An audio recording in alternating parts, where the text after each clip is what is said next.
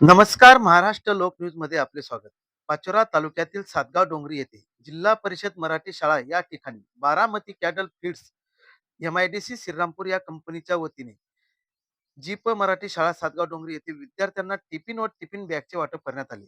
या कार्यक्रमाला कंपनीचे प्रतिनिधी तुषार बाविस्कर उपस्थित होते. त्यांच्या हस्ते विद्यार्थ्यांना टिफिन व टिफिन बॅगचे वितरण करण्यात आले.